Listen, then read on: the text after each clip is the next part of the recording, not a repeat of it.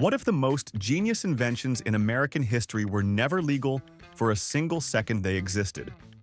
After every earthquake, hurricane, explosion, and nuclear meltdown, while officials were busy holding press conferences, regular Americans were in their garages and flooded streets building the wildest, dumbest, most surprisingly effective contraptions you have ever heard of.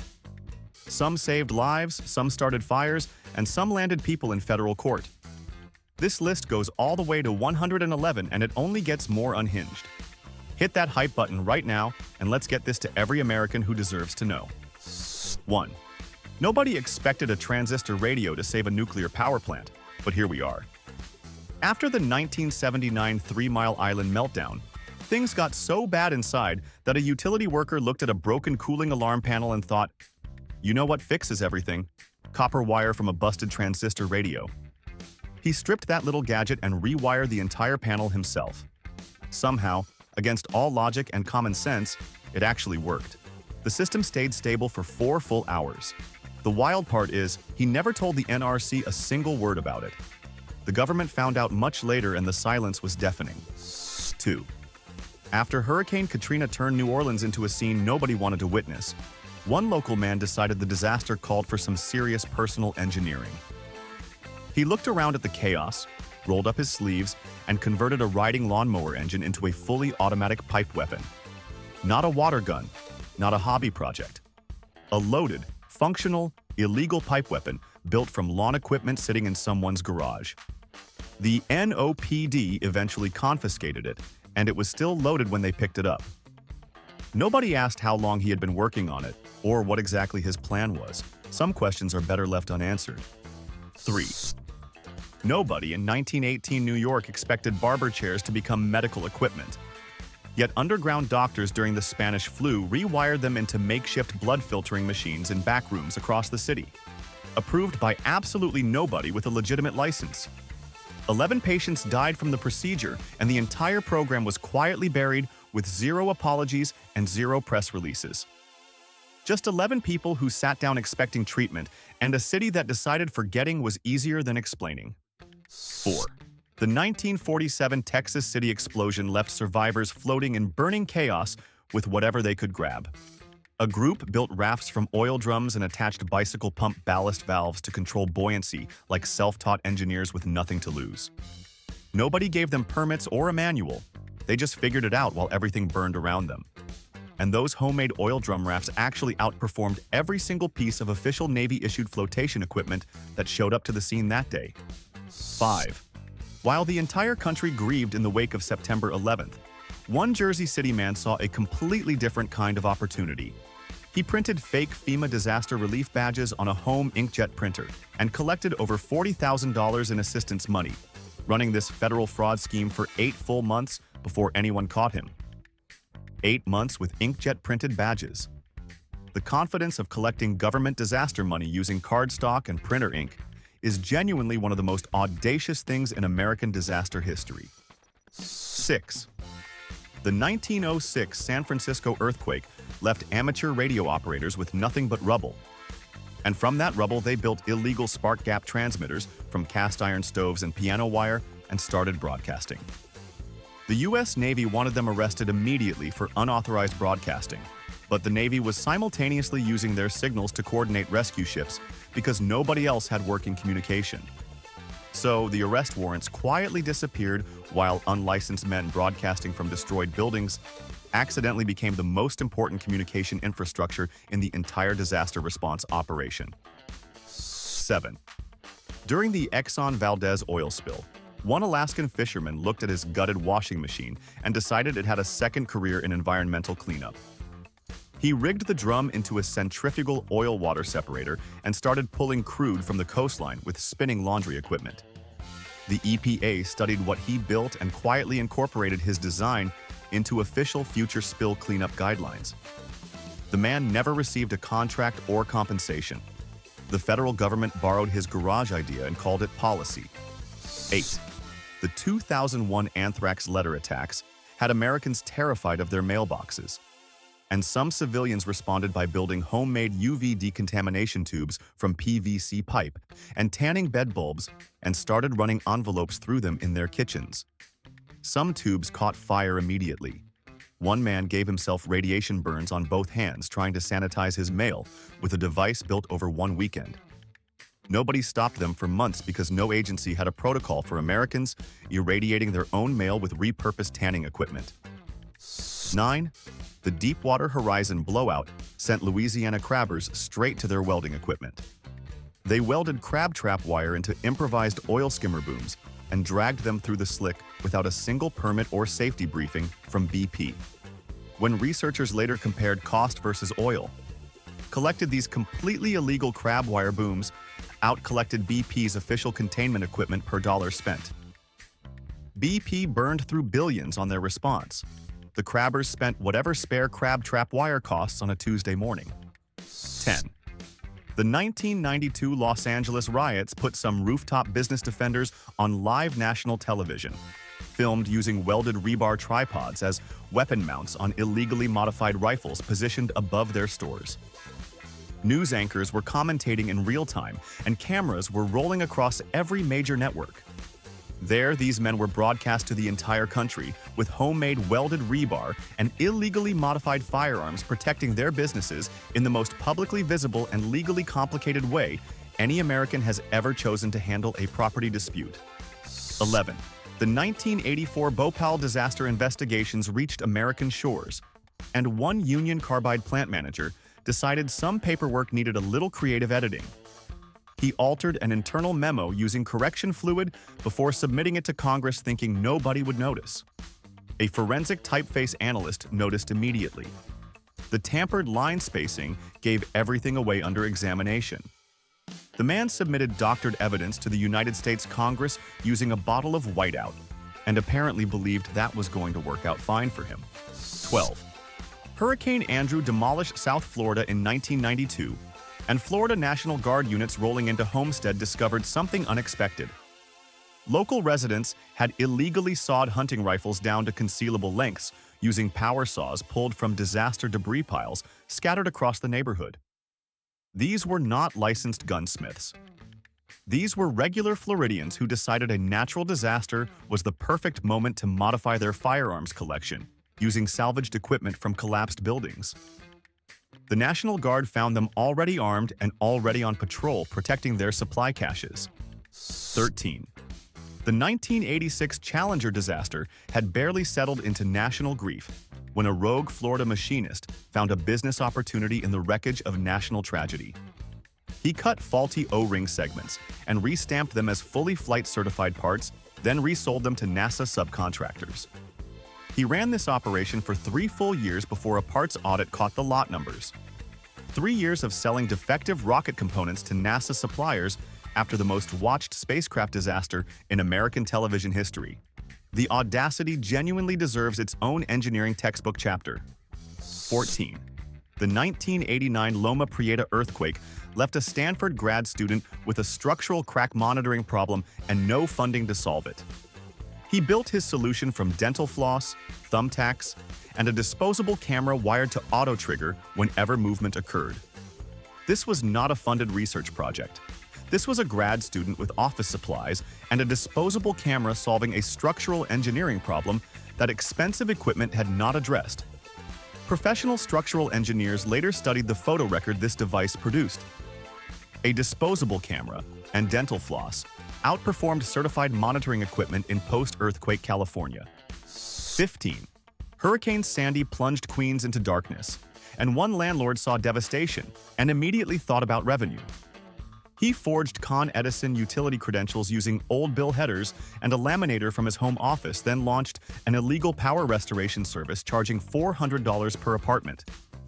He ran this operation for 3 full weeks across a blacked-out New York City before anyone stopped him.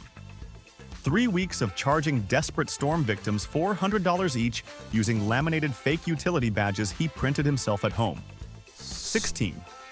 After the 1993 World Trade Center bombing, a Brooklyn contractor discovered that phantom trucks are very profitable. He billed the Port Authority for debris removal using trucks that never left his depot for a single trip. 600 completely fake haul trips invoiced at $800 each went through official channels before anyone checked whether the trucks had actually moved. He was billing a federal facility for imaginary debris removal after a terrorist attack and collecting real government checks for work that existed entirely on paper. 17. The 1994 Northridge earthquake buried survivors under collapsed structures, and one man built a rubble-penetrating listening device from a medical stethoscope, a wired earphone, and a 10-foot copper pipe to locate them. Rescue teams brought in trained search dogs to find survivors in a collapsed parking structure. The copper pipe and stethoscope device outperformed the dogs. A man with hardware store parts and medical equipment borrowed from somewhere outperformed certified search and rescue animals in post-earthquake Los Angeles, and nobody gave him a medal. 18. The 2005 Texas City BP refinery explosion had barely cooled when a local welder built a remote-triggered emergency shutoff valve from a garage door opener motor and salvaged pipe fittings. He showed up with his homemade valve designed to prevent exactly the kind of catastrophe that had just killed 15 people. BP plant engineers looked at what he built, quietly took it to a bench and tested the design thoroughly. Then they declined to use it officially, paid a massive federal fine for inadequate shutoff response, and moved on. 19. The 2010 Upper Big Branch mine disaster investigation uncovered something that made everything worse. Foremen inside the mine had installed secret bypass switches on methane detector circuits using electrical tape and wire nuts, effectively disabling the sensors that existed specifically to prevent explosions. The working miners going underground every single day had absolutely no idea the safety sensors protecting their lives had been manually switched off by management using electrical tape. 29 miners died, and the bypass switches were still installed when investigators arrived. 20. Hurricane Harvey turned Houston into a swimming pool, and one plumber decided his flatbed truck needed a serious upgrade. He welded 50-gallon steel drum floats onto the truck frame and attached a leaf blower for water propulsion, converting a regular flatbed into an amphibious rescue vehicle in his driveway. No engineering degree, no permits, no naval architecture consultation, just a Houston plumber with a welder, some steel drums, and a leaf blower who built a boat out of a truck during one of the worst floods in American history. 21. Hurricane Maria left Puerto Rico without clean water for weeks, and a man in Humacao built a rainwater distillation system from a car radiator, a garden hose, and an aluminum pot sitting in his kitchen. This setup produced 4 gallons of drinkable water every single day for 3 straight weeks, while the federal government was still organizing logistics. A car radiator and a cooking pot kept a neighborhood hydrated longer than official relief infrastructure managed to reach them. 22. Hurricane Hugo tore through South Carolina in 1989, and National Guard units rolling into affected neighborhoods discovered something nobody had briefed them about. Local residents had already welded salvaged structural steel from collapsed buildings directly onto their pickup trucks, creating improvised armored patrol vehicles, and were actively using them before any official presence arrived. These were not military contractors. These were South Carolina residents who looked at disaster debris and decided the appropriate response was to build armored trucks and start patrolling their own streets immediately. 23. The 1968 Farmington mine disaster killed 78 miners in West Virginia, and a local welder showed up with a rope and pulley rescue capsule built from abandoned mine shaft equipment sitting near the collapsed site. He arrived with a functioning rescue device built from salvaged parts, while mining company lawyers were already moving paperwork. The mining company buried his engineering drawings inside legal filings for years, ensuring nobody outside that courtroom would ever study what he actually built or why it worked. 24. The 2011 Joplin tornado flattened entire Missouri neighborhoods, and one mechanic strapped a salvaged airport anemometer onto his pickup truck and drove straight into active disaster zones, transmitting live wind data directly to the National Weather Service. He had zero authorization, zero credentials, and zero official relationship with any government agency. He was just a Missouri mechanic with a weather instrument strapped to his truck, providing real-time data to federal meteorologists who were receiving it, using it, and apparently not asking too many questions about where it was coming from. 25. The 2014 West Virginia MCHM chemical spill contaminated the water supply, and a WVU grad student built a gas chromatograph from aquarium pump parts, in what can only be described as the most consequential science fair project in state history. Her homemade device produced contamination readings that were 60% higher than the official numbers the state was publicly announcing to residents. A grad student with aquarium equipment was finding contamination levels the state either could not detect or had decided the public did not need to know about. 26. Hurricane Florence flooded the Carolinas in 2018, and some flood survivors rigged tripwire systems attached to blank shotgun shells around their salvage piles as perimeter alarms to deter looters. This was not legal. This was also not entirely ineffective. 2 of the systems were triggered before deputies arrived to remove them. The triggers were not looters, they were deer. So, 2 deer, wandering through a flooded North Carolina neighborhood, accidentally set off blank shotgun shell booby traps that survivors had installed around their waterlogged belongings. 27. The 1980 MGM Grand Hotel fire in Las Vegas killed 85 people, and one survivor on an upper floor looked at his bed sheets and made a decision that saved multiple lives. He knotted 47 bed sheets together into a rope and descended 22 floors down the outside of a burning Las Vegas hotel. 11 other guests watched him go, decided that looked significantly better than their current situation, and followed him down the same bedsheet rope. Every single one of them survived. 47 knotted bed sheets beat the fire escape plan completely. 28. After Hurricane Irma, a Key West dive shop owner converted scuba tanks into oxygen delivery rigs for elderly care home residents who had no medical support during the storm. The tanks were filled with compressed air rather than medical-grade oxygen, but they kept patients stable until paramedics finally reached the facility. A scuba equipment dealer improvised a respiratory care system for elderly storm victims using dive shop inventory, and it worked well enough that everyone survived until actual medical professionals arrived with proper equipment. 29.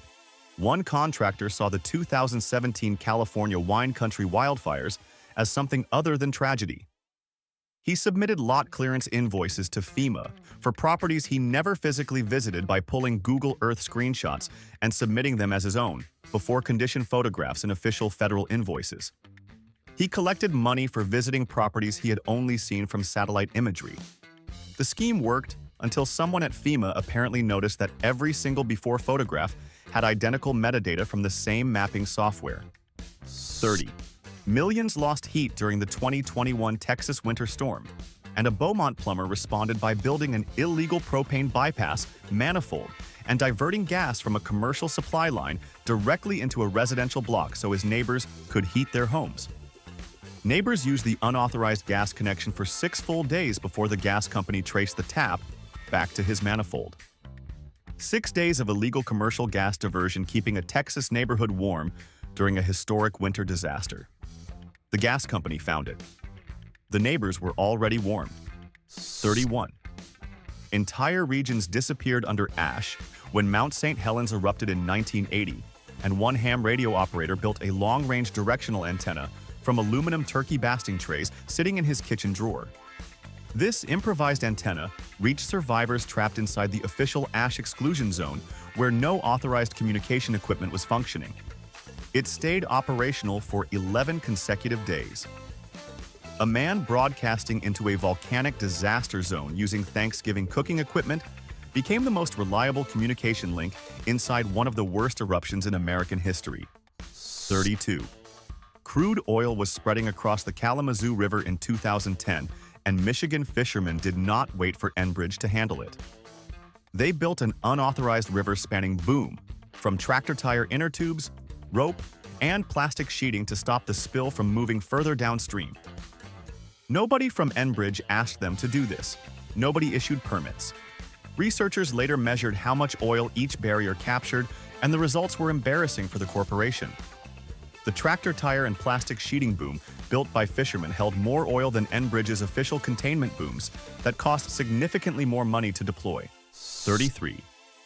Rubble from the 1995 Oklahoma City bombing still had people alive underneath it when rescue workers arrived with 0 certified respiratory protection available for the first 90 minutes of the operation. So they built their own breathing masks from cut plastic water bottles, wet bandanas, and HVAC furnace filters pulled from nearby buildings. First responders were crawling through the wreckage of a domestic terrorist bombing, wearing homemade masks assembled from furnace filters and water bottles because no certified equipment had arrived yet, and people were still alive somewhere underneath that building.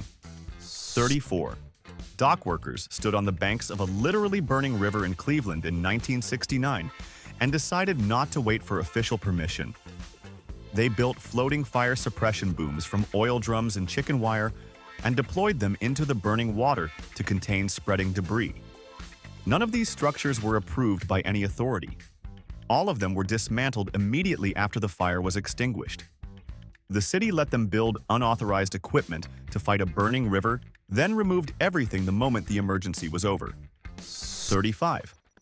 Entire New York City neighborhoods went dark during Hurricane Sandy, and a Coney Island man rewired carnival ride generators from a shuttered amusement park and used them to power a full city block for 11 consecutive days. Con Ed discovered the unauthorized power tap during their official restoration sweep and said absolutely nothing publicly about what they found.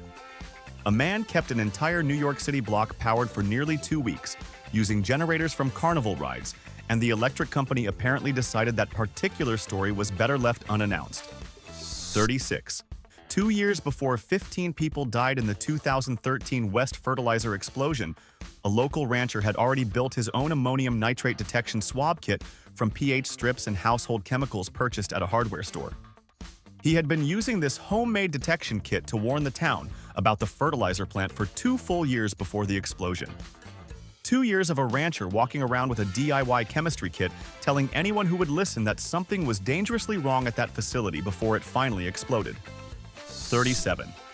Miners were trapped deep underground during the 2006 Sago mine disaster, and a family member standing outside the sealed mine built a makeshift underground audio amplifier from PVC pipe and a tin funnel and pressed it against the ground trying to hear survivor tapping from below. This was a grieving family member with hardware store parts listening through the earth for signs of life. MSHA later studied the acoustic principles behind what he built. A tin funnel and PVC pipe pressed into West Virginia soil became legitimate emergency research material. 38. Toxic sludge was moving toward residential water supplies after the 2008 Tennessee coal ash spill, and downstream. Residents built gravity-fed sediment filters from 5-gallon buckets, gravel, and activated charcoal to clean their well water themselves. Nobody from the Tennessee Valley Authority suggested this. Nobody from the state offered instructions. Residents just started building water filters in their yards, while officials held meetings. Independent laboratory testing later confirmed measurable reduction in heavy metal content in water passing through buckets of gravel built by people with no engineering background. 39. Rooftops across Galveston were full of stranded survivors with no working radios when Hurricane Ike hit in 2008, and they built signal fires inside garbage cans filled with storm debris to flag passing Coast Guard helicopters flying search patterns overhead. This was their entire communication strategy. Burning trash in a garbage can on a roof. It worked. 3 separate survivors were located by Coast Guard helicopters specifically because of rooftop garbage can signal fires before any radio contact was established with rescue coordinators. Burning debris in a trash can saved 3 lives. 40. After the 2016 Flint water crisis exposed years of lead contamination, a local plumber built a lead content tester from electrical conductivity probes and a hardware store multimeter and started testing water pipes block by block across the city himself. His homemade readings directly contradicted the state's official pipe replacement priority map, showing which neighborhoods needed urgent attention. A plumber with a multimeter and some copper probes produced neighborhood contamination data that conflicted with what the Michigan state government was officially telling Flint residents about their own water supply. 41. 2 separate government agencies were paying the same contractor for the same work during the 2018 campfire cleanup in Paradise, California. He submitted identical debris removal invoices to both the State Debris Program and FEMA simultaneously for the exact same properties and collected $340,000 before a database crossmatch flagged the duplicate submissions. He was billing 2 separate government agencies for removing the same California wildfire debris and collecting full payment from both until a computer program noticed what a human missed. 42. Roofing nails hammered through plywood boards became the weapon of choice for Panama City residents defending their properties when Hurricane Michael destroyed the city in 2018. They laid illegal spike strip barriers across driveways to stop looters from entering their properties. This worked against looters with reasonable effectiveness. It worked against police cruisers with even greater effectiveness. Two separate Panama City police cruisers drove directly into the nail boards before the sheriff issued an emergency removal order. Residents defending their storm-damaged homes from looters accidentally disabled two law enforcement vehicles in the process. 43. Terrified condo residents in Surfside, Florida became easy targets when their neighboring building collapsed in 2021, and an unlicensed man spotted the opportunity immediately. He began selling fake structural safety inspection stickers to nearby buildings by copying a retired Florida engineer's publicly listed license number onto printed certification seals. He was selling counterfeit building safety certificates to people living in condos next to a building that had just collapsed without warning. The retired engineer, whose license number appeared on the fake seals, had not inspected a single structure involved. 44. Hobbyist electronics became political instruments when the 2023 East Palestine, Ohio train derailment sent toxic chemicals into the surrounding community. Residents built DIY air quality monitors from commercial particulate sensors and Raspberry Pi circuit boards and started posting their readings online daily. Their posted numbers consistently exceeded what the EPA was publicly reporting as ambient air quality figures for the same area. Regular Ohio residents with hobbyist electronics were producing air quality data that contradicted official federal environmental readings and sharing the discrepancy with anyone on the internet who wanted to look. 45. Nobody from SoCalGas was telling Porter Ranch residents where the 2015 gas leak was actually spreading. So one man built a methane detection probe from a modified cigarette lighter igniter and a model airplane fuel sensor and started mapping the leak boundary around his neighborhood himself. His neighbors were using this homemade gas detector to understand where the plume was spreading before SoCalGas had released a single piece of official data about the leak's actual boundaries. A cigarette lighter and a model airplane part were providing neighborhood gas leak intelligence faster than the company responsible for the leak. 46. Wooden ammunition crate planks became medical equipment on the docks of Port Chicago in 1944 when an explosion killed hundreds of mostly black Navy sailors on a segregated ammunition dock. Surviving sailors built improvised splint systems from those planks to treat blast injuries right there on the dock, while official medical response was still mobilizing. These men treated each other with wooden ammunition packaging while waiting for the Navy's medical infrastructure to arrive. The Navy's official medical account of the Port Chicago disaster was later published without mentioning the improvised triage system these sailors built for each other. 47. Garden hose and copper fittings became survival infrastructure in Centralia, Pennsylvania, when the underground coal mine fire began burning in 1962. Some residents built methane diversion pipes routed directly through their basement walls to redirect underground gas away from their homes. Certain households ran these completely unauthorized underground gas diversion systems for years, while the federal government debated what to do about a mine fire that was slowly making the entire town uninhabitable. Some residents were still running homemade basement methane pipes long before the official federal evacuation order finally arrived. 48. Burning trash barrels on rooftops became the communication network of the South Bronx during the 1977 New York City blackout. Bodega owners built rooftop trash barrel signal fires to coordinate neighborhood watch rotations across blocks that had zero phone service during the blackout. This improvised rooftop fire communication network covered a 12-block radius across the South Bronx. Bodega owners were running a neighborhood security operation coordinated entirely through burning trash barrels on rooftops because the phones were dead and the lights were out, and somebody had decided that was going to be the communication system for the evening. 49. Hay bales showed up on a contaminated Santa Barbara beach in 1970, carried by UC Santa Barbara students who built unauthorized oil absorption barriers along the shoreline without permits or approval from Union Oil or any government agency. These students showed up with hay bales and started cleaning a corporate oil spill themselves. Researchers later measured how much surface oil each barrier type absorbed per hour, and the hay bale barriers built by unauthorized college students absorbed more surface oil per hour than Union Oil's official response equipment deployed by the responsible corporation. 50. Kentucky residents built working water filtration systems to survive the 2002 Martin County coal slurry. Spill contamination, and the state responded by ordering them dismantled. Downstream residents had built gravity filtration systems from 55-gallon drums and gravel to clean their well water themselves, and independent testing confirmed the filters were actually reducing contamination in household water supplies. State environmental officials then showed up and ordered the filters removed as unpermitted structures. People who had built functioning solutions to a coal company's contamination were ordered by the government to stop cleaning their own water. 51.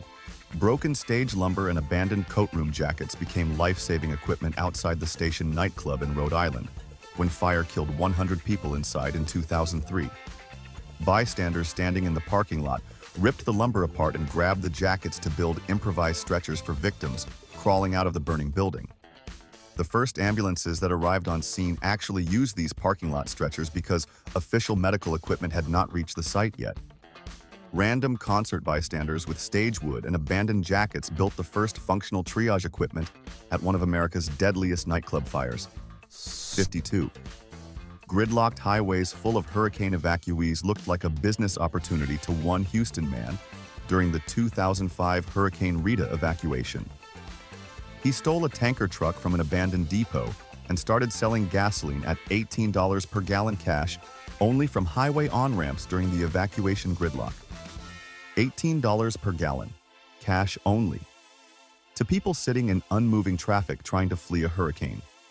He positioned himself at on-ramps and charged desperate evacuees nearly 5 times the normal fuel price during a declared natural disaster. 53. Mason jars and a bicycle pump became air quality testing equipment in South Philadelphia when the 2019 Philadelphia Energy Solutions refinery fire sent a chemical plume over the neighborhood. A local mechanic collected air samples from across his neighborhood in sealed mason jars and paid a private laboratory to test them. His results showed benzene contamination levels the city had not disclosed in any public announcement. A South Philly mechanic with mason jars and a bicycle pump was finding cancer-causing chemical levels in neighborhood air that Philadelphia's official public health communications had not mentioned to residents living underneath the plume. 54. Wet cloth and baking soda paste became hazmat protection when the 2004 Graniteville, South Carolina chlorine train derailment released toxic gas across the community. Residents built improvised chemical vapor-breathing filters from wet cloth, baking soda paste, and plastic bags, and wore them while evacuating contaminated areas. Researchers later compared outcomes between residents who used the homemade filters and those who did not, and found that people wearing the improvised masks reported significantly fewer symptoms. Wet cloth and baking soda outperformed doing nothing during an active chlorine gas emergency. 55. Lower Manhattan residents and workers were breathing air the EPA called safe after September 11th, and a Hoboken engineer decided to check that claim himself. He assembled a portable air quality monitor from hardware store parts and a Radio Shack particulate sensor and started taking readings across the area. His published measurements ran 40% higher than what the EPA was officially reporting to the public about air quality in the same area at the same time. A hobbyist with Radio Shack Electronics was producing downtown Manhattan air quality data that contradicted federal environmental agency announcements being made to thousands of people breathing that air daily. 56. Unauthorized drones were mapping active fire lines across Northern California during the 2021 Dixie Fire, when CAL FIRE discovered the operation and grounded the Oroville man running it immediately, citing airspace violations. Then, CAL FIRE quietly took the coordinate data his drones had already collected and used it to redirect bulldozer lines cutting fire breaks across the landscape. They grounded him for flying unauthorized drones, then used his unauthorized drone data to make official firefighting decisions worth millions of dollars. 57. Fluorescent tube fixtures and sheet metal became UV sterilization equipment inside a Philadelphia hotel when Legionnaire's disease killed 34 people there in 1976. Maintenance workers built UV light sterilization boxes from these materials to decontaminate infected air handling units inside the building. Nobody from the CDC asked them to do this. Nobody approved the design. Workers just started building ultraviolet sterilization equipment from lighting fixtures because people were dying, and nobody had given them anything better to work with. The CDC documented these improvised systems in their official post-outbreak engineering review afterward. 58. Plastic sheeting and landscaping gravel became a one-woman defense against federal evacuation orders when Times Beach, Missouri was poisoned by dioxin contamination in 1984.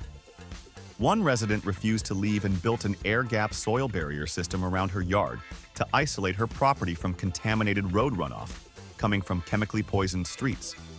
She stayed in her home 6 full months past the federal evacuation order, using a plastic sheet and gravel barrier as her primary defense against dioxin contamination, while the rest of Times Beach sat empty and the federal government waited for her to leave. 59. Nuclear laboratory employees at Los Alamos built their own radiation monitors from spare lab parts during the 2000 Cerro Grande wildfire because the institution responsible for storing nuclear waste had issued zero official personal protection guidance to its own workers. They constructed personal radiation and smoke monitoring kits from surplus laboratory sensors to protect themselves during the emergency as fire burned dangerously close to nuclear waste storage facilities. So nuclear laboratory employees built their own radiation monitors from spare lab parts because the institution responsible for storing nuclear waste had not told them how to protect themselves from it. 60. Timber rail ties and rope became a flood barrier across a Connecticut River channel when the 1938 New England hurricane caused catastrophic flooding and a factory owner built an unauthorized storm surge barrier without filing a single permit. The barrier redirected the surge away from an entire downstream neighborhood, protecting homes and residents from floodwaters. Officials later determined the barrier had worked exactly as intended. Then they fined him $200 for unauthorized waterway obstruction. He saved a neighborhood from a hurricane surge, and the government's official response was a $200 fine. 61. BP was moving too slowly for one Louisiana fabricator during the 2010 Deepwater Horizon blowout, and he welded a homemade subsea containment dome from salvaged oilfield pipe fittings in 4 days flat. He showed up with a dome built in his yard and offered it to BP, who formally rejected it without public explanation. Engineers later compared his rejected design to the official containment cap BP eventually deployed. The shape was remarkably similar to what a Louisiana fabricator had welded together in 4 days for almost nothing. 62. Fishing equipment was mapping the 2007 Interstate 35W bridge collapse site in Minneapolis before official dive teams had entered the water. A retired iron worker mounted fish finder electronics onto his boat and built a sonar rig to chart submerged debris while authorities were still establishing a perimeter.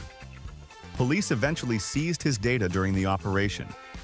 Then they used every bit of it to coordinate the official recovery effort without publicly acknowledging where the initial debris mapping had actually come from.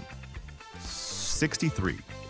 8 days alone underground kept one Idaho miner alive when the 1972 Sunshine Mine fire trapped him below the surface. He stayed alive by fashioning a compressed cloth air filter over a ventilation crack using his own undershirt and cap screws pulled from the mine structure around him. 8 days breathing through a filter made from his own shirt, while 91 other miners did not survive. Rescue teams found him alive next to the ventilation crack he had identified and the undershirt filter he had built alone in the dark. 64. Wire coat hangers became the only functioning fire exit in a North Carolina chicken plant when fire broke out at the Hamlet facility in 1991, killing 25 workers. A surviving worker had previously rigged an emergency exit latch from coat hangers on a specific padlocked fire door without telling management. When the fire broke out, that coat hanger latch was the only functional exit mechanism in the building. Workers escaping the fire used the coat hanger exit, while every officially approved and management-controlled exit either failed or remained locked. 65. Mason jars and hobby sensors sitting in Bay Area backyards were finding contamination that official monitors had missed when the 2012 Chevron Richmond refinery fire sent a chemical plume over California. Residents built neighborhood air quality monitoring stations from commercial particulate sensors and mason jar sampling chambers in their own homes and yards. Their collected data showed PM 2.5 particle levels that the Bay Area Air Quality Management District had not flagged in any official public communication. Bay Area residents with hobby equipment were finding particulate contamination in their own neighborhoods that the official regional air quality authority responsible for monitoring that exact area had missed. 66. Sitting in a welder's garage was a remote-controlled pipeline isolation valve built from a modified sprinkler solenoid and a garage door remote when the 2016 Colonial pipeline exploded in Alabama. He brought it to Colonial engineers who declined to test it officially. Colonial later paid a significant federal fine specifically for inadequate shutoff response time during the explosion. A welder showed up with a garage door remote and a sprinkler part offering a faster shutoff solution, and the pipeline company said no, then paid the government for being too slow. 67. Running inside the wreckage of the 2008 Imperial Sugar Refinery explosion in Georgia was a device investigators had not expected to find. A maintenance worker had built an improvised sugar dust vacuum from a shop vacuum and PVC ductwork weeks before the explosion to manage the dangerous dust accumulation that everyone knew was a serious problem. The device was still actively running when investigators walked in. The improvised vacuum a worker built because management had not addressed the dust problem was operating inside the explosion site when federal investigators arrived. 68. Federal aviation citations were landing on a San Diego County rancher in real time during the 2003 Cedar Fire, while his illegal bulldozed airstrip was actively being used by water-drop aircraft operating from his property. He had decided that if CAL FIRE could not reach his land, he would solve the aircraft access problem himself and bulldoze the unauthorized runway directly onto his property during the active fire. The FAA cited him for constructing an unauthorized airstrip while the fire was literally still burning on the ridge behind his property. 69. Investigators arriving at the 2010 Tesoro Anacortes refinery explosion site in Washington state found an unexpected piece of equipment in the wreckage. A surviving worker had built a hand-operated pressure relief bypass tool from a pipe wrench and a threaded steel rod so workers could manually vent stuck valves without electrical power during emergencies. He brought this tool to work and used it. OSHA formally classified it as unauthorized equipment in their official report. A worker built a safety tool after a deadly explosion, and regulators labeled it a violation. 70. 48 hours after the 2022 Fern Hollow Bridge collapsed in Pittsburgh, a local welder had already built a pedestrian rope and plank suspension bridge across the ravine, using construction cable and highway barrier planks. People were actually using this unauthorized bridge to cross the gap, while the city decided what to do officially. Pittsburgh ordered it removed as an uncertified structure within 1 week of its construction. A welder built a functioning bridge in 2 days, and the city's official response was to dismantle it 7 days later. 71. Investigators arriving at the 1917 Eddystone ammunition plant explosion in Pennsylvania found something unexpected on the factory floor. Surviving employees had welded salvaged iron door plates directly onto factory machinery as blast shields before anyone official showed up. This was not a safety improvement. This was evidence concealment. Workers were covering up proof of safety protocol violations using scrap metal and welding equipment before federal investigators could document what the factory floor actually looked like before the explosion. 72. Paint can labels and string became the entire triage system at Texas City in 1947, when a hardware store owner invented disaster sorting tags from inventory sitting on his own shelves. Doctors arriving at makeshift treatment areas used his color-coded paint label tags to sort over 600 casualties during the first hour of response. No official medical sorting system existed in the immediate chaos following the blast. Civil defense planners later formally adopted his paint can label system into official emergency response procedures. 73. Roof bolts striking in rhythmic patterns inside a sealed West Virginia mine carried a message nobody above ground could read during the 1968 Farmington mine disaster, except one man. A retired Navy POW, standing in the crowd of waiting families outside, heard the irregular tapping sounds and immediately recognized the pattern as a tap code trapped miners had invented to communicate through solid rock. He translated it for rescue teams in real time because he had learned it himself as a prisoner of war and knew exactly what it meant. 74. 7 months before the Challenger launched in 1986, a Morton Thiokol engineer had already drawn the warning on a legal pad. His hand-drawn chart showed O-ring failure probability spiking sharply below 53 degrees Fahrenheit, and it was filed in the NASA archive. Nobody escalated it. Nobody acted on it. A handwritten warning about exactly the failure mode that destroyed Challenger existed inside NASA's own filing system for 7 months before launch day and went nowhere. 75.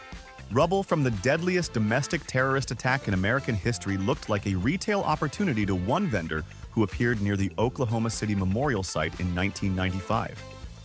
He was selling chunks of marble and granite he claimed came from the Alfred P. Murrah Federal Building lobby at $50 per piece.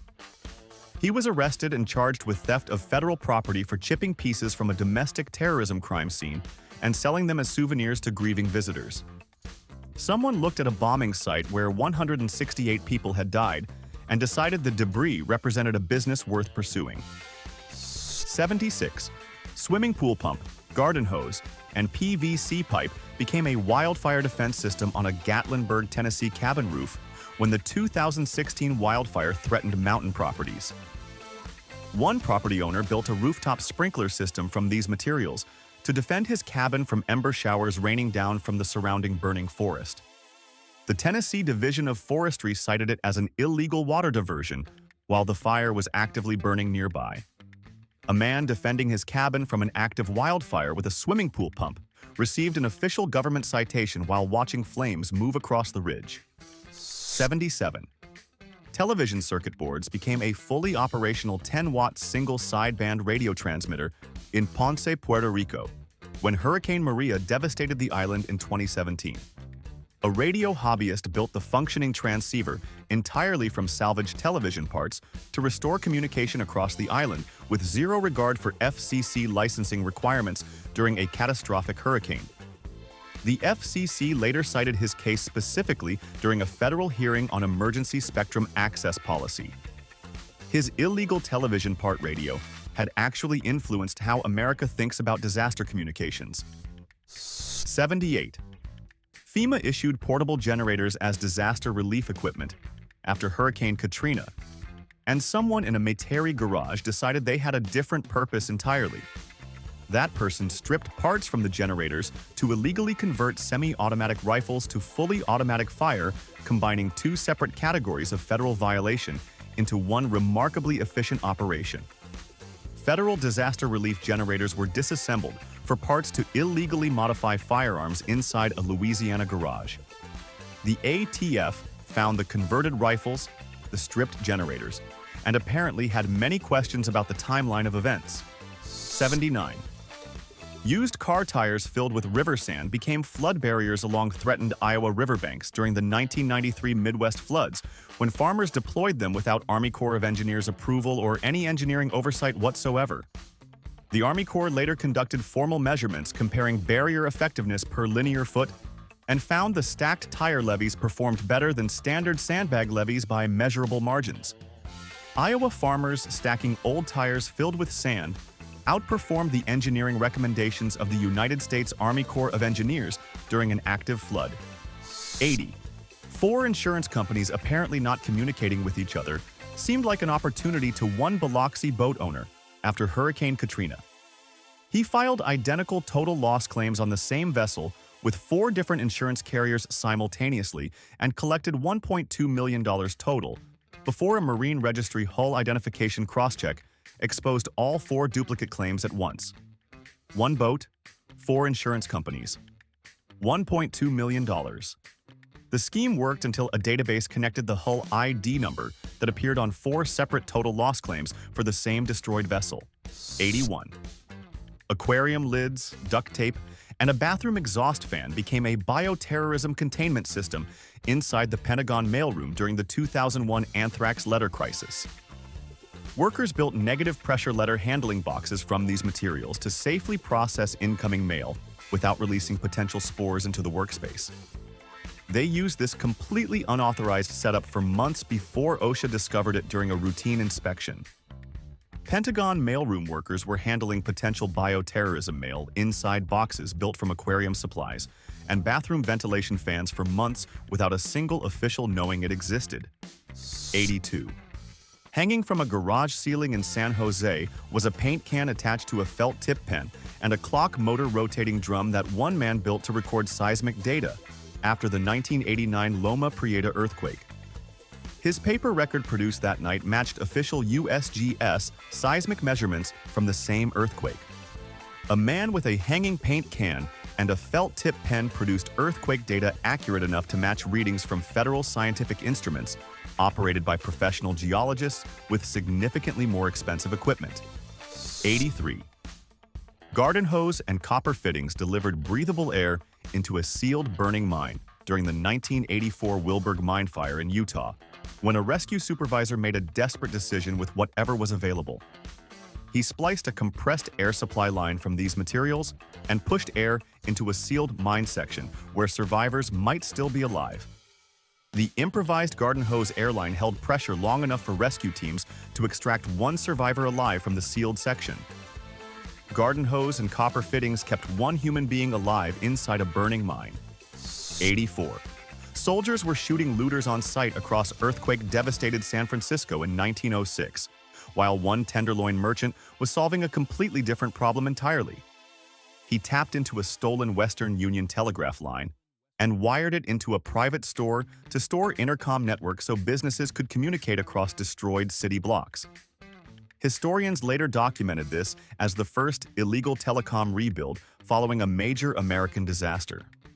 A merchant running an unauthorized telegraph intercom across earthquake rubble while soldiers were actively shooting people nearby is a remarkable combination of priorities. 85. 5-gallon buckets, pool filter sand, and coffee filters stacked in yards and garages across West Virginia became the water filtration system residents built themselves when the 2014 MCHM chemical spill contaminated tap water across the region. Nobody from the state suggested this approach. Nobody offered instructions or materials. Independent laboratory testing later confirmed measurable contamination reduction in water that had passed through the bucket filters built by residents who simply refused to drink chemically contaminated water while waiting for official solutions to materialize. 86. Mobility-impaired residents in a Hoboken building were being manually hauled between floors in a converted dumbwaiter shaft for weeks when Hurricane Sandy blacked out New York City neighborhoods. The building owner had converted a decommissioned dumbwaiter shaft into a hand-cranked passenger lift using a block and tackle system to move elderly and disabled residents during the extended power outage. The city issued a structural citation 3 weeks after power finally returned. The building owner moved disabled residents safely for weeks and received his official government paperwork after the emergency was already over. 87. 200 Missouri homeowners independently reached the same conclusion after the 2011 Joplin tornado tore through their neighborhoods. Insurance adjusters documented over 200 verified cases of homeowners who hand-wrote fraudulent roof material upgrades onto their own claim addendums after the storm had already passed, switching their documented roofing materials from basic asphalt shingles to premium tile in filings submitted days after the tornado hit. 200 separate people independently decided that a catastrophic tornado was an appropriate moment to upgrade their roof material classification on official insurance documents without mentioning it to their insurance company beforehand. 88. Stolen hospital canvas and conduit pipe became an entire unauthorized field hospital in Grant Park when Chicago's medical system collapsed under the 1918 Spanish flu's second wave. Nurses erected quarantine tents to create overflow treatment space for flu patients flooding the city's hospitals without permits or official sanction. City officials arrived at Grant Park and found the whole operation already running. They bulldozed the entire camp 72 hours after the nurses built it. Chicago demolished an improvised flu hospital built by nurses during a pandemic because nobody had filed the correct paperwork. 89. Insulin-dependent residents across 4 Queens City blocks kept their medication viable during the 2003 Northeast blackout because one woman decided to steal dry ice from a commercial meatpacking plant and share it with her neighbors. She organized an unauthorized dry ice supply network by smuggling frozen product out of the plant and distributing it across her neighborhood, keeping insulin refrigerated for an estimated 200 residents during a multi-day blackout. 200 diabetic New Yorkers survived a massive power outage with viable medication because one woman made a decision about commercial frozen inventory that the meat plant had not approved. 90. Outside a garage in Austin, Texas, neighbors lined up to charge phones and medical equipment using a car alternator attached to a drill press belt during the 2021 Texas winter storm. The woman running this operation had converted her car alternator into a stationary hand-crank battery charger by rigging it to a drill press belt and was charging devices at $2 per charge for 4 consecutive days. Texas energy infrastructure was collapsing around her, and she was running the most essential $2 business in Austin. 91. A Beaumont High School auto teacher looked at the school's hydraulic vehicle lift during Hurricane Harvey and saw a generator platform waiting to be built. He rigged it using a salvaged RV power inverter, and the improvised setup successfully powered the entire shelter's lighting system for 4 consecutive nights, keeping hundreds of displaced residents safe in the darkness. The operation ran smoothly until district officials discovered the unauthorized modification and shut it down immediately. 92. Vacant parcel ID numbers pulled directly from county records became the foundation of a brazen fraud scheme when an Alvin man registered 19 completely fictitious storm-damaged properties after Hurricane Harvey. He successfully collected over $300,000 in fraudulent FEMA assistance before a routine GIS cross-reference flagged all 19 claimed properties as unimproved vacant lots, exposing the entire operation and leading to his prosecution. 93. After the 1994 Northridge earthquake, 2 Cal State Northridge engineering students created a paper-based neighborhood structural integrity rating system, meticulously recording assessments on simple index cards. Going door-to-door through damaged streets, they compiled raw inspection data with remarkable thoroughness. The city of Los Angeles, impressed by their grassroots effort, used their hand-collected data to prioritize and organize official structural inspection routes across the devastated neighborhoods. 94. Clear packing tape, applied in crosshatch patterns across window glass, became a community-wide response in the Waco area when the 2013 West Fertilizer explosion sent shockwaves through surrounding neighborhoods. The low-tech solution spread rapidly through the community. Structural engineers who later studied the technique noted it meaningfully slowed dangerous shard ejection during secondary pressure tests, validating what residents had instinctively developed under extreme pressure and limited resources. 95. Somewhere inside the rubble of the collapsed World Trade Center towers, 3 people were still alive, and an FDNY mechanic built the device that found them. He modified a fish finder sonar unit and attached a coat hanger antenna, creating a floor-locating instrument that successfully identified a survivable void space within the wreckage during the chaotic aftermath of the September 11th attacks. Inside that small pocket of survival, rescuers found 3 living people, a discovery made possible entirely by one mechanic's quiet ingenuity. 96.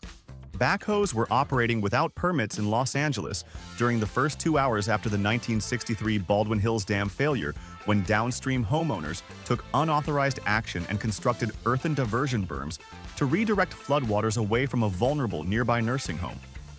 Their improvised barriers successfully protected the building. City officials reviewing the outcome afterward formally credited those unauthorized earthen berms with saving the nursing home from certain destruction. 97. Months of secret pressure recordings made with a car barograph and copper tubing became key federal enforcement evidence when a former BP Texas City plant worker built his own pressure log recorder to document illegal relief valve venting at his new job site. He operated the device without authorization for months. OSHA investigators arriving later were impressed enough by the quality and consistency of his recordings to use the data as key evidence in a subsequent formal enforcement citation against the facility. 98. Water kept flowing throughout a 1998 Brooklyn warehouse fire on Scott Avenue because a neighboring factory owner illegally boosted pressure on his building's fire hose well beyond its rated limit. Using a custom pump bracket he had welded directly to the loading dock. The desperate measure kept water flowing throughout the emergency. Fire investigators arriving to clear the scene found the unauthorized pump still running at full pressure. 99. 9 volts of battery power, 2 copper rods, and a doorbell buzzer were enough to build a contamination early warning system after the 2002 Martin County slurry spill fouled local water supplies.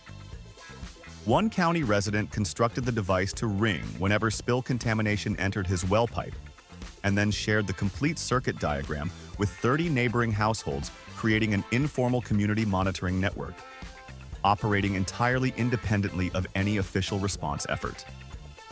100.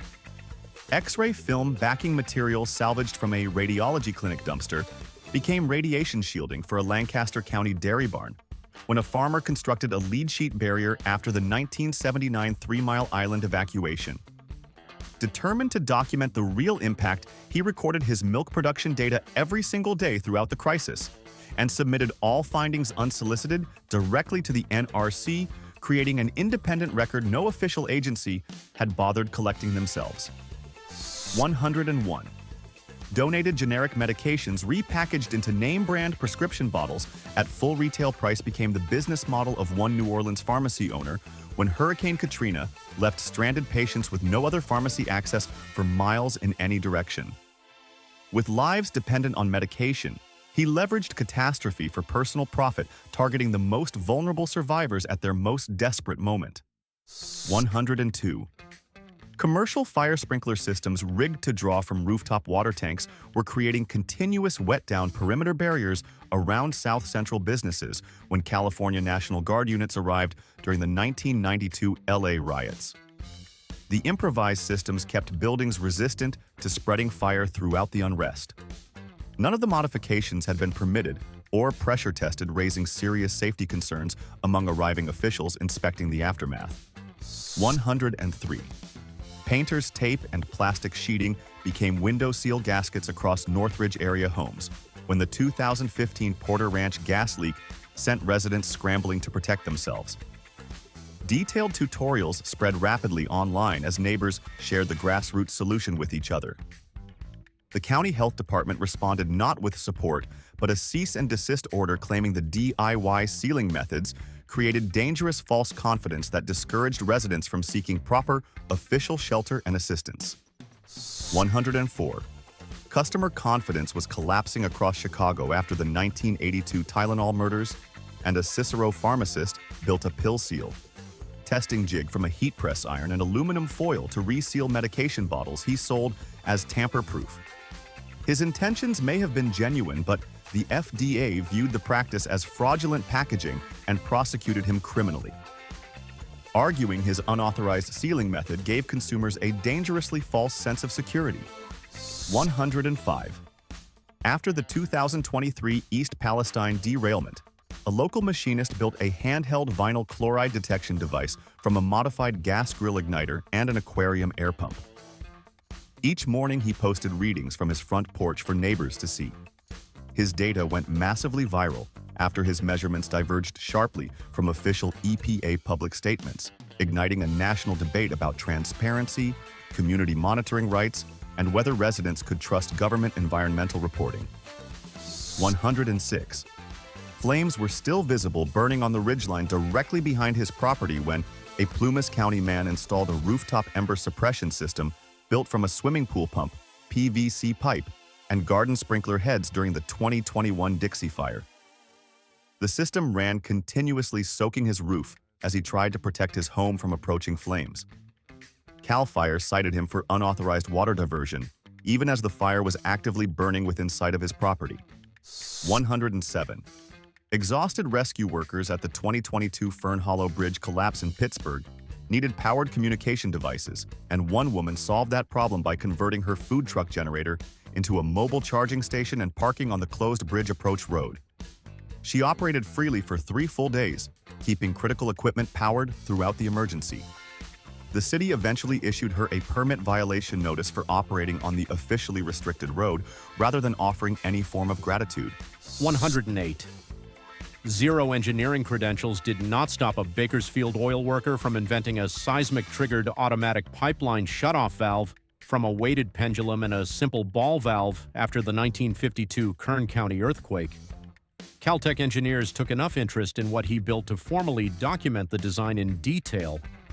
Their documentation directly influenced the development of later industry-standard earthquake-activated pipeline shutoff valve systems still used across California's oil infrastructure today.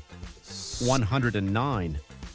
13 straight hours of manually transporting residents between floors earned a Bronx building superintendent a city citation when he built a hand crank elevator inside the actual elevator shaft using a block and tackle system during the 1965 Northeast blackout. He refused to let darkness strand his neighbors and kept everyone moving safely through one of New York's darkest nights. When power returned and the building was inspected, the city cited him for unauthorized shaft modification as his official reward. 110. Every hour throughout the 2019 Philadelphia Energy Solutions refinery fire, a Passyunk Avenue mechanic updated a handwritten chalkboard facing the street with fresh wind direction readings, tracked by a rooftop wind vane he had built from a tin can and a compass needle. Neighbors relied entirely on his informal warning system to decide whether to open windows or shelter indoors as the toxic benzene plume drifted unpredictably over the neighborhood. No official agency was providing equivalent real-time guidance to the people living underneath the cloud. 111. Salvaged dock lumber and a garage door spring became a debris-clearing machine on a blocked Galveston Street when Hurricane Ike left massive wreckage, preventing emergency vehicle access in 2008. One man built a storm debris catapult from these materials and used it to fling wreckage aside, reopening the road for emergency vehicles. The City Public Works Department responded not with gratitude, but by sending him an official bill for unauthorized road clearance operations. History books remember the officials, the agencies, the press conferences. But somewhere in the wreckage, there's always a guy with a coat hanger antenna and a fish finder who actually found the survivors. That guy never gets a chapter. That's why this channel exists. If you think the forgotten side of history deserves to be heard, subscribe to Dumb History, leave a like, and comment below with the story that hit you hardest. We're just getting started.